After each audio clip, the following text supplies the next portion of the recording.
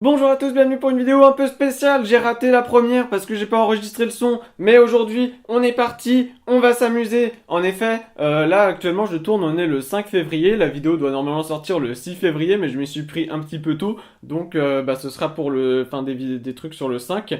Et donc, en plus, c'est plus intéressant le 5 parce que, le 5 février, c'est simple. C'est une date que je trouve jolie pour les personnes qui sont nées, qui sont mortes, je sais pas, c'est un peu triste. Mais en tout cas, c'est intéressant plus que le jour du 6 février auquel doit sortir cette vidéo, puisque j'avais pas forcément envie de parler de certaines personnes nées le 6 février. Donc, le 5 février, il s'est passé pas mal de choses. On peut par exemple penser tout d'abord d'un point de vue géopolitique au traité de Nimègue, signé par Louis XIV je regarde Wikipédia parce que c'est sur Wikipédia que je prends mes informations parce que je suis un petit peu un loser. Et donc, 1679, traité de Nimègue signé par Louis XIV qui dit que la France acquiert la Franche-Comté, l'Alsace, Valenciennes, Cambrai, le Sénégal et la Guyane. Donc on est plutôt gagnant sur cette histoire. Et puis ensuite, on peut par exemple penser, allez, soyons fous, en 1810, au siège de Cadiz par l'Empire français, donc la France qui assiège encore un truc des Espagnols, parce que bon, on va pas se mentir, le traité de Nimègue qui dit qu'on récupère Valenciennes et tout ça,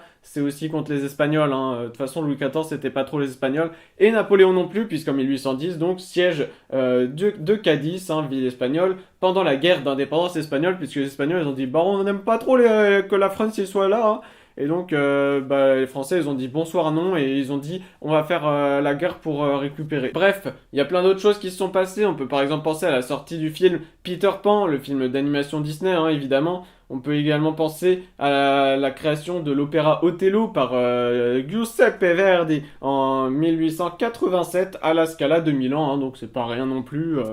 Petite note culturelle, et la culture ne s'arrête jamais puisqu'on va passer aux naissances de ce 5 février pour vous montrer finalement que le hasard forge une destinée à travers la naissance des gens parce qu'il y a des gens ils sont nés le même jour et je trouve ça assez rigolo. Donc tout d'abord commençons par le commencement. On va commencer en 1848 parce que c'est la première date qui nous intéresse. C'est la naissance, j'allais dire la sortie, mais c'est pas vraiment ça, la naissance plutôt, parce que c'est comme ça qu'on dit pour les gens en fait, je viens de me rendre compte, la naissance de Joris Karl Huysmans, illustre écrivain français de la fin du 19e siècle, connu entre autres pour À rebours, son célèbre roman qui met en scène un personnage misanthrope et riche, et donc qui a été nommé par Oscar Wilde dans son livre Le portrait de Dorian Gray, le livre figurant dans la bibliothèque de Dorian Gray. Donc finalement c'est cool. D'ailleurs Oscar Wilde, si vous voulez en savoir un peu plus à travers une de ses œuvres qui est Salomé,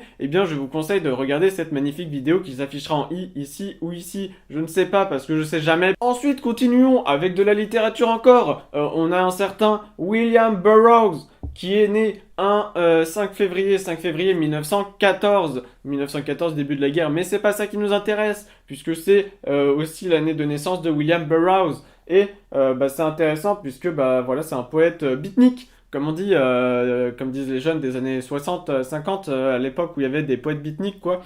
Et donc voilà, c'est tout. Il n'y a pas grand chose d'autre à dire. J'ai pas fait de vidéo qui parle de lui. Voilà. Donc on va continuer. On va faire un petit saut dans le temps. Attention, attention, petit saut dans le temps. On arrive en 1952. 1952, illustre année pour je ne sais quelle raison, mais également parce que c'est l'année de naissance d'un certain Daniel Balavoine, connu entre autres pour être mort dans un accident d'hélicoptère. Mais c'est pas ça qui nous intéresse parce que c'est aussi un chanteur, comme le dit sa chanson, le chanteur. Et également, ce n'est pas un héros, c'est pas l'Aziza non plus, même si il a chanté, c'est pas ça. Ce n'est pas un cri de SOS, enfin, je vais pas faire toutes ses chansons, mais il en a chanté beaucoup des chansons, donc voilà. Après vous connaissez quoi, je vais pas vous faire un dessin non plus. On va continuer, donc il y a plein d'autres gens, je vais pas tous les citer. On a par exemple George Hagi, le footballeur roumain, connu pour avoir joué au FC Barcelone, mais également en Roumanie, c'est logique puisqu'il est roumain. Et donc grand joueur de football au pied gauche divin, comme on dit. 1984 maintenant, belle année, connue notamment grâce à George Orwell avec son célèbre livre 1984, mais c'est également l'année de naissance, et donc le 5 février, plus précisément, de Carlos Tevez, joueur de football, encore une fois, un Argentin, et également Mister You, pas un joueur de football et pas un Argentin, puisque c'est un rappeur français de surcroît. Ensuite, si on continue, un an plus tard, un an après Mister You, naît un certain Cristiano Ronaldo, plus connu sous le nom non francisé de Cristiano Ronaldo. Je sais pas si vous connaissez, en tout cas Messi est meilleur, mais si jamais je suis ouvert au débat, même si on sait tous que Messi est meilleur, dans tous les cas Cristiano Ronaldo plus précisément, est né un 5 février 1985. Il a donc 36 ans au moment où je tourne cette vidéo. Joyeux anniversaire à lui, hein, même si j'aurais préféré l'anniversaire encore une fois de Messi, parce que Messi c'est le S comme on dit. En plus, Messi c'est un Barcelonais, Cristiano Ronaldo ce n'est pas un Barcelonais. Voilà, il y a des choses qui disent que certains sont meilleurs que d'autres. Hein. Ensuite, et là, on va aller encore plus loin. Il y a d'autres joueurs de foot, mais moins connus, comme Verdan Corluka, qui sont nés. Verdan Corluka, né en 1986, hein, donc il a 35 ans aujourd'hui. Mais on va en 1992 directement. 1992 qui connaît deux illustres stars, en tout cas en France et dans le monde pour une d'entre elles, hein, on va pas se mentir. Ces deux illustres stars sont nés le même jour de 1992, donc le 5 février, comme je l'ai dit, c'est le nom, quoi. Et donc c'est intéressant puisque ces deux stars, eh bien, elles font pas l'unanimité en France. Genre, c'est pas des N'Golo Kanté ou des N'Golo Kanté. N'Golo Kanté, il fait l'unanimité en France. Omar Sy, même pas Omar Sy, il fait plus l'unanimité en France, il est fâché avec les fachos, donc c'est compliqué. Mais en tout cas, ce sont deux personnes qui ne font pas l'unanimité en France pour une simple raison, c'est que la première, c'est tout d'abord Neymar, qui ne fait pas l'unanimité puisqu'il est blessé ou parce que y a des gens qui sont fans de Marseille. Donc ce sont deux raisons valables, hein, je suppose. Mais la seconde personne, elle, fait encore moins l'unanimité pour ses exploits intellectuels assez extraordinaires qui rendent jaloux les rageux. Je vais bien entendu parler de Nabila. Nabila naît donc le même jour que Neymar. Et je trouve ça assez phénoménal, puisque finalement, ce sont deux personnes avec beaucoup de points communs au-delà de leurs problèmes avec le point de vue des Français, hein, qui est souvent assez négatif à leur sujet, à leur égard. On va pas se mentir, même si Neymar, bon, il est quand même plus apprécié parce que c'est un grand joueur de foot, alors que Nabila non, hein, et ça c'est quand même un point essentiel. Mais au-delà de ça, il y a aussi cette idée que ce sont deux gens qui aiment faire la fête, comme on dit, et qui aiment également plein d'autres choses, comme la richesse. Ce sont en effet deux personnes riches à 29 ans, parce que c'est leur anniversaire aujourd'hui, ils ont 29 ans. Voilà. Et enfin, nous allons passer aux célébrations. En effet, chaque jour est le jour d'une célébration, quelle qu'elle soit. Par exemple, aujourd'hui, c'est la journée internationale du Nutella, hein, de ces petits orang-outans qui meurent à cause des humains et de ces petits gens qui habitent dans la forêt qui meurent à cause des humains. Et c'est pas les seuls, hein, il y a plein d'autres animaux, il y a plein d'autres arbres aussi, hein, c'est important. Et donc, voilà, la journée internationale du Nutella qui tue des animaux et des gens. Voilà. Ensuite, on peut penser à d'autres choses. Là, par exemple, dans la petite liste faite par Wikipédia, on a également le jour de l'unité au Burundi. Hein, donc, c'est plutôt cool. L'unité, c'est sympa, quoi. L'unité d'un peuple, hein, en tout cas, ce genre de choses, c'est plutôt pratique dans la vie de tous les jours. Ensuite, on a le National Weather Persons Day, donc la journée internationale, nationale des observateurs météo aux États-Unis. Voilà. Il y a aussi la journée de proclamation de la Constitution au Mexique, hein, donc on est plutôt sur des nouvelles assez sympas. Hein. Journée de solidarité avec le Cachemire au Pakistan. Donc là, je sais pas trop parce que le Cachemire, c'est un sujet un peu tendax que je maîtrise pas, donc je vais éviter de rentrer dans les détails. Hein. Et enfin, la Festa di Sant'Agata e di Liberazione della Repubblica, la fête de Sainte-Agathe et de la libération de la République, hein, pour les non-italophones, qui est donc à Saint-Marin. Et donc, même à Saint-Marin, il y a des fêtes. C'est vous dire si le monde va bien.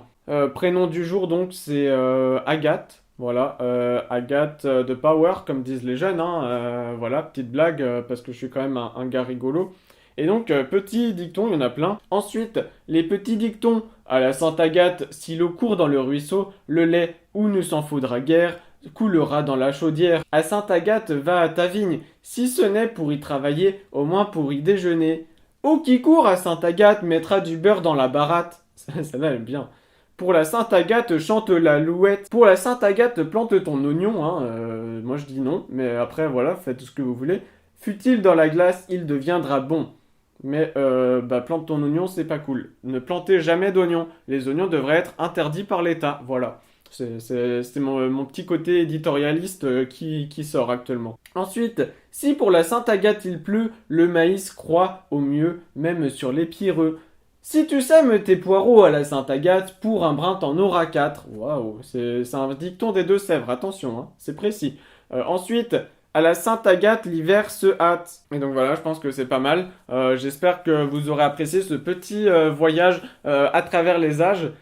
Et qui est très intéressant puisque finalement, eh bien, on se rend compte du pouvoir qu'ont les liens entre les êtres humains. Et moi, je trouve ça fou parce que finalement, quand on voit que Neymar et Nabila sont nés le même jour et ont les mêmes problèmes vis-à-vis des médias, vis-à-vis de l'opinion publique, eh bien, on peut se dire que finalement, il y a un lien de cause à effet entre les gens. Et c'est fou, c'est beau, c'est magnifique de se dire qu'il y a des personnes qui sont nées le même jour et qui ont donc des liens insoupçonnés. Et moi, waouh, voilà.